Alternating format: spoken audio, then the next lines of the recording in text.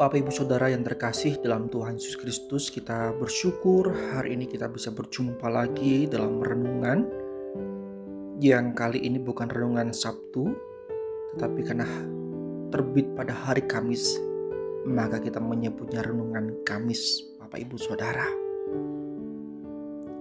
Senang sekali dapat menyapa Bapak Ibu Saudara dalam perjumpaan secara virtual ini. Kita percaya bahwa kita sedang disatukan dan kita ada dalam kesatuan dengan Allah dan juga kesatuan dengan saudara seiman. Maka biarlah waktu ini menjadi waktu yang efektif, waktu yang berharga untuk kita bisa menyapa Tuhan dan menerima sapaan darinya dan juga mendoakan sesama saudara kita. Mari kita berdoa. Tuhan, kami bersyukur atas kasih-Mu yang besar dalam kehidupan kami. Engkau ya Tuhan Yesus adalah Allah yang sejati dan manusia yang sejati. Allah yang imanen, juga Allah yang transenden. Kami bersyukur karena kami boleh menyembah Allah yang maha tinggi dan yang maha kudus, namun juga yang maha baik, maha dekat dan sahabat kami. Kami bersyukur untuk kesempatan pada pagi hari ini, pada saat ini ya Tuhan, untuk boleh menggumulkan firman Tuhan. Kami rindu menikmatinya, menikmati hadirat Tuhan, menikmati firman-Mu. Di dalam nama Tuhan Yesus Kristus kami berdoa. Amin. Firman Tuhan di dalam Kisah Para Rasul pasalnya yang kedua, ayatnya yang ke-24. Begini bunyinya. Tetapi Allah membangkitkan dia dengan melepaskan dia dari sengsara maut, karena tidak mungkin ia tetap berada dalam kuasa maut itu. Hari-hari ketika kita pada waktu-waktu yang lalu menghayati masa sengsara, kematian Yesus Kristus hingga pada kebangkitannya, kita banyak menggumulkan dan merenungkan tentang Allah yang menjadi manusia, mati di kayu salib untuk menebus dosa kita. Dan hari ini supaya pemahaman kita menjadi lengkap, Bapak Ibu Saudara, dan dengan harapan bahwa kita memahami sudah alasan mengapa untuk menebus dosa kita yang sudah terlampau besar tak tertolong itu, kita harus menerima pertolongan daripada Allah yang berinkarnasi menjadi manusia yang sejati. Karena dengan cara itu maka Allah menempatkan diri turut merasakan apa yang manusia rasakan. Maka hari ini saya mengajak kita untuk memikirkan mengapa penebus dosa kita itu juga harus Allah yang sejati. Yesus Kristus yang kita sembah dan kenal dan yang kita yakini jaminan keselamatannya adalah Allah yang sejati dan manusia yang sejati. Dan barangkali selama beberapa waktu ini kita berfokus pada aspek-aspek kemanusiaan Tuhan Yesus saja. Dan memang perlu diingat bahwa Yesus adalah manusia sejati, tetapi dia juga Allah yang sejati. Apa artinya bahwa Yesus itu Allah yang sejati? Dan mengapa sangat penting bahwa sebagai penebus kita, dia harus Allah yang sejati? Kalau kita melihat dalam Injil Yohanes, Bapak Ibu Saudara, sejak pasalnya yang pertama, Yohanes mengawali dengan menyatakan bahwa Yesus adalah Allah yang kekal dalam daging atau tubuh jasmani. Pada mulanya adalah firman. Firman itu bersama-sama dengan Allah dan firman itu adalah Allah. Firman itu telah menjadi manusia dan diam di antara kita. Dan kita telah melihat kemuliaannya, yaitu kemuliaan yang diberikan kepadanya sebagai anak tunggal Bapa, penuh kasih karunia dan kebenaran. Kita ingat juga perkataan Rasul Paulus dalam Kolose 2:9. Sebab dalam dialah berdiam secara jasmania seluruh kepenuhan Allah. Di dalam Yesus berdiam secara jasmania seluruh kepenuhan Allah.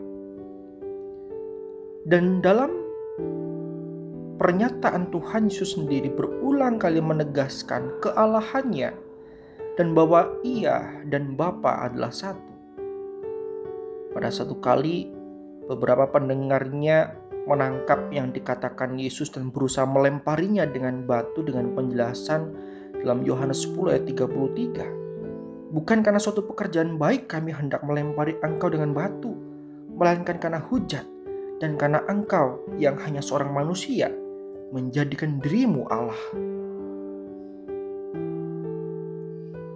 Wahyu 1 ayat 8 juga menyatakan kepada kita bahwa Yesus adalah Alfa dan Omega, yang ada dan yang sudah ada dan yang akan datang. Jadi kita melihat bahwa Yesus itu adalah bukan hanya manusia sejati, Dia juga Allah yang sejati. Lalu mengapa begitu penting Yesus sebagai penebus kita harus Allah yang sejati?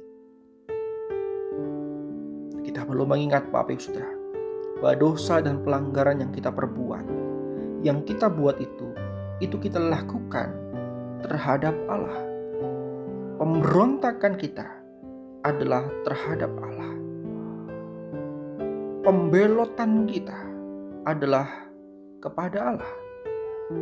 Jadi hanya Allah yang dapat mengampuni pelanggaran terhadap dirinya sendiri.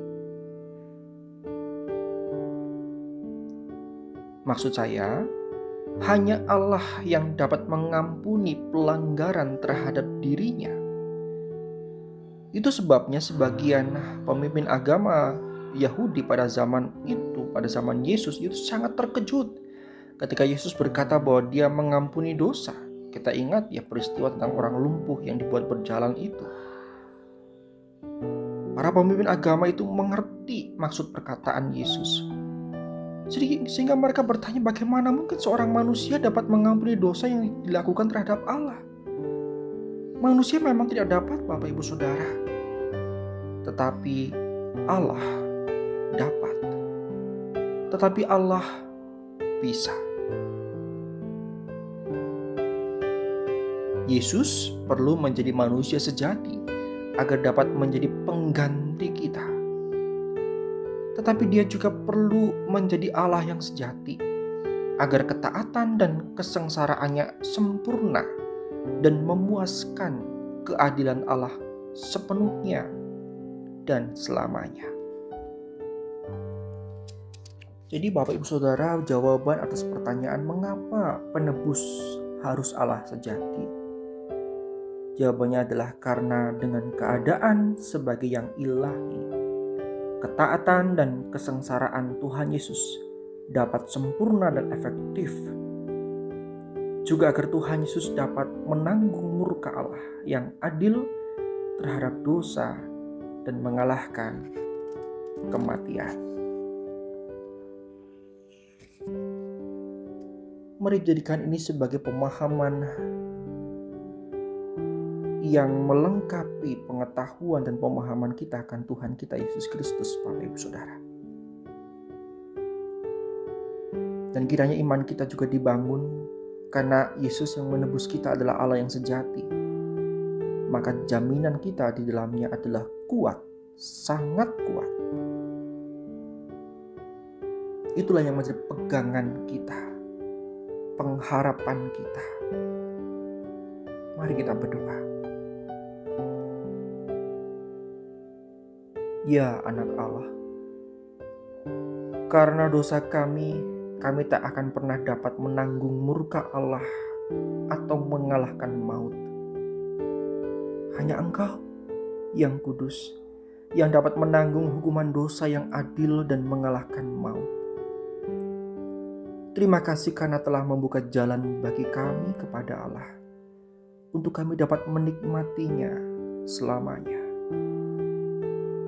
Kami juga rindu ya Tuhan, di pertengahan minggu ini kami terus menikmati Engkau, menyadari kehadiran-Mu yang menghibur kami dan juga yang menuntun kami untuk taat kepada Engkau.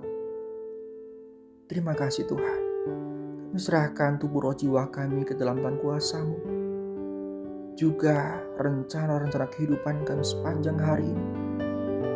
Keluarga kami, anak cucu kami, saudara kami, orang-orang kekasih kami, pekerjaan kami, bahkan bangsa dan negara kami ke dalam tangan kuasa Tuhan.